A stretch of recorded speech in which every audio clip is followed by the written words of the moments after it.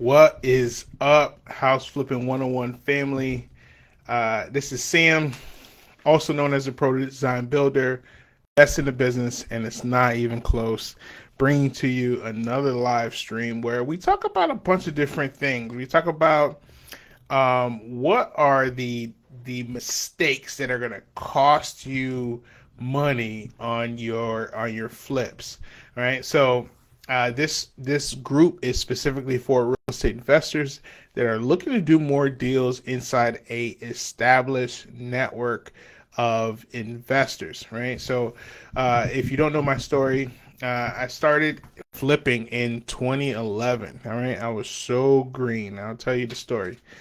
um, my wife was applying to med school. She got in, and right before she was supposed to go to Anguilla, she wrote me a letter and she said, "Hey Sam, I don't foresee us having the family life that we envisioned, and I don't want to go." And I just remember being crushed. But one of the things I said to her is, what are you going to do? Right? If you're going to stay here, what are you going to do? And we talked about that. And then she also handed me the book, Rich Dad, Poor Dad. And it was probably one of the most impactful books to me and to my journey. And it really did help me grow. And it really started to click for me. And then what happened after that is I went to one seminar, and the Fortune Builder, not Fortune Builder seminar, the Rich Dad seminar, and then I went to a second seminar, and then I started taking massive action. Nothing happens until you start taking massive, messy action, and that's why I challenge you guys to take massive action. So we're gonna be switching gears and really start showing you and telling you exactly what are the types of things that are working for us, and what are the types of things that we're doing to get in front of the right type of homeowners so we can get more deals done, right? One of the key goals in starting this group is to do more deals locally. And that's what we want to do. We want to help people get through deals, whether you haven't done a deal before and you want to get there, or you are already established as an investor and you want to do more deals inside of our network with us. Without us, you don't have to do deals with us, but we're always looking for additional opportunities. And if we could do it inside of our network, more power to the people, right? So we want to grow, we want to build with the people that are in our community, and we can't wait to keep going, right? So we're talking about the mistakes that cost you money on a project, right? So one of the biggest mistakes is buying on emotion, not on the numbers. So what there is something called the 70% rule. And essentially what the 70% rule is, we're going to buy 70% of the market value minus the renovation, and that's a great purchase, right? So then what that allows is for multiple exit strategies.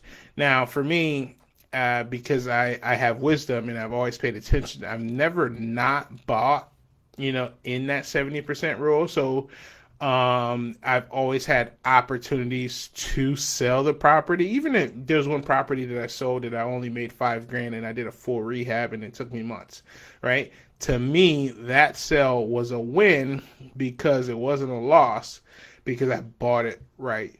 And that's going to be important for you in your journey. So in understanding that you don't buy based on how you feel, right? You buy strictly based on the numbers. So utilizing things like the 70% rule will always make sure that you buy it right, even if the market is sliding, right? Which we're in a market right now that's very uncertain. So buying it right is going to be the most important thing that you could do. And that's probably why I started with that as the first mistake that you could make, right? And also too, having a long-term exit strategy instead of a super short one, right? So having a long-term exit strategy will minimize a lot of your risk and also put you in better position to get that gain and that increase when the market gets to the position where you want it to be, right? So that's the first mistake. So buying on emotion and not the numbers, right? We only buy on the numbers. So mistake number two is underestimating the rehab costs, right?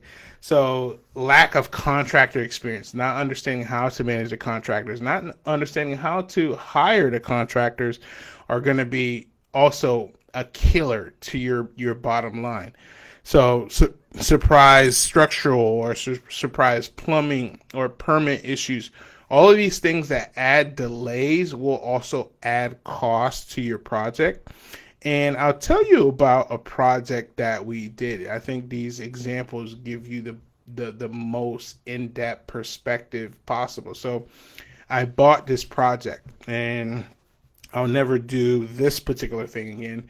And this is what investors do a lot of, right? Instead of having everything broken out into line items, they'll probably pull a pie in the sky perspective out of the air. In this particular perspective, I said, hey, listen, I think I could get it done for 60 grand, right?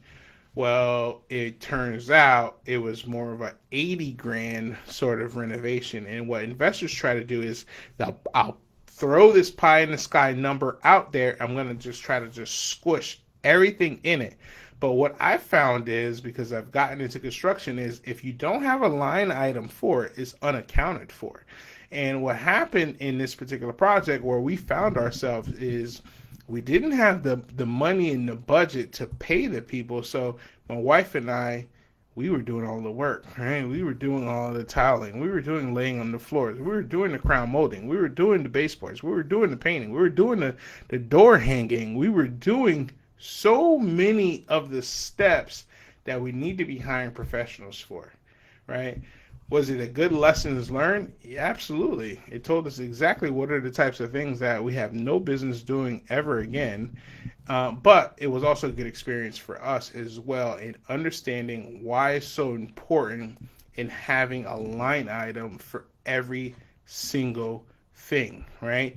And not underestimating what the rehab costs will be, right? So knowing that will put you in the best position possible, and also too not having cost overruns because you plan appropriately is going to be absolutely important too. So avoid that mistake of underestimating your rehab costs. All right. So mistake number 3 is over renovating for the market, right? So I've never over renovated for the market, but I've definitely under renovated for the market, making a house too too nice for the neighborhood, marble countertops and vinyl siding. And I'll tell you about a project that I did in Boca. And what I did is we did some nice things in this particular project, but there was a miscalculation on the floors. We went with laminate, whereas the price point would have probably looked for a engineered hardwood or hardwood or more of a higher end finish. And some of the feedback that we were getting on this particular project was, hey, listen, the floors look cheap. The floors had the same similar striations, and we were going to need to replace the floors even though they were brand new floors, right? So, over and under renovating for a particular market is going to be very important. So making sure that your product meets certain expectations on who your buyer and who your avatar is going to be absolutely important, in making sure that you don't make that mistake and getting that project sold as quick as possible. So mistake number 4, so poor contractor management. All right, so especially in times like this where everything is price sensitive, right? You could be, lulled into, hey, listen, everybody does the same thing, I'm gonna just go with the lowest price, and then that is a setup for disaster.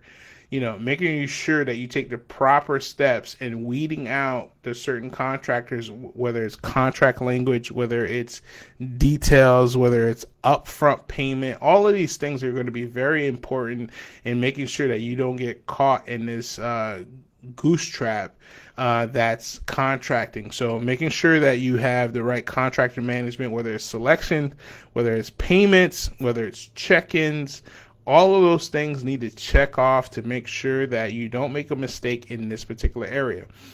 And I tell my story all the time. When I started house flipping, the thing that happened to me is I hired a contractor, I fired a contractor. I hired a contractor, I fired a contractor. I hired a contractor, got through the project, and then I said, you know what? This business has contractor problems. I'm only going to be better off managing my own projects, right? This is important, right? And you don't have to go through some of the hurdles that I went through and figuring out what I need to do from a contractor standpoint. So hiring and managing the right contractor is going to be absolutely important, right? All right. So some of the mistake number 5, right, which is skipping due diligence on title and permit issues, right? So inheriting liens and open permits. So one of the things that I found, and this happens more too, is buying at auction. There's certain liens attached to the property depending on the lien position that you purchase it. There might be association fees and dues attached to it. There might be water and sewer, liens attached to it that just doesn't go away. And these things are going to be important in catching it in the due diligence process, whether it's running title or a lien search. Those things are going to be very important because those things are going to be additional costs to you as the flipper. Right. So if you buy it the traditional way, they catch these things in the lien search, and then you could figure out exactly if you want to move forward or not in the traditional sense of purchasing a property. Right. So mistake number 6 is underestimating holding costs. Right. So monthly costs during construction, interest, insurance, utilities. Not planning for those, having longer timelines and shrinking margins, right? So I'll tell you about one particular project that we took on, right? I bought the project at auction. It was an expensive property in a nice area. I knew I was going to get the value. I knew I bought it right. But what I didn't anticipate was the level of cost, because I hadn't bought a house that was 5,500 square feet before, right? Just the AC attached to it and not having it at the right temperature as it holds was very expensive. Also, the taxes attached to it on a monthly basis was expensive. Everything attached to this house was expensive, and also too, not having the proper allocation of funds attached to this property made it more expensive. And guess what? If it takes longer, it's going to squish your margins. And that's exactly what happened, right? You want to avoid things like that on underestimating the holding costs for your project, especially on a bigger project, right? Expect it to cost more. You're gonna make more, but you expect it to cost more. Also, mistake number 7 is selling without a marketing plan. Have a plan going in on what your exit strategy is going to be. Just throwing it on the MLS isn't very smart or strategic. Not staging it, having poor photos and bad timing, understanding where there's seasons where people are moving and allocating and going into new neighborhoods. You know how many times I've seen pictures with you could tell the realtor just put up their camera phone. You can see a smudge. I've seen pictures with people actually in the photo, someone sitting on a bed of a room, and then that's the photos that were on the listing photos of the property. Like, this is the type of stuff that you can absolutely avoid by hiring a professional and having a plan, doing the staging, doing virtual staging if you don't do it, and also having professional photos and professional video to sell your product quickly. People buy with their eyes, right? When they see that listing come up, they're going to make assumptions based on the pictures and the visual, right? So it's going to be very important in making sure that you don't just shortcut on the marketing plan to make sure that this project gets off the ground in a timely manner. right? So, I just want to make sure that I'm always sharing the best tips and tricks and knowledge attached to getting these projects off the ground, right? There's going to be so many different opportunities that are going to be coming up in the next, few months, really in the next couple years, as this market continues to deteriorate. And we're going to be diving deeper into what are some of the things that are working for us. How are we getting in front of clients? How are we negotiating certain types of contract? And then also too, how are we planning our exit, our long-term exit? I think this particular cycle, when it comes to real estate, is not going to be a quick turn cycle. It's going to be a long-term exit that will get you to the other side. And also understanding and knowing that will set you up for the win long term. So thank you for joining me on this live stream today on the mistakes to avoid in real estate flipping. Can't wait to bring you more trainings like this. Have a great day.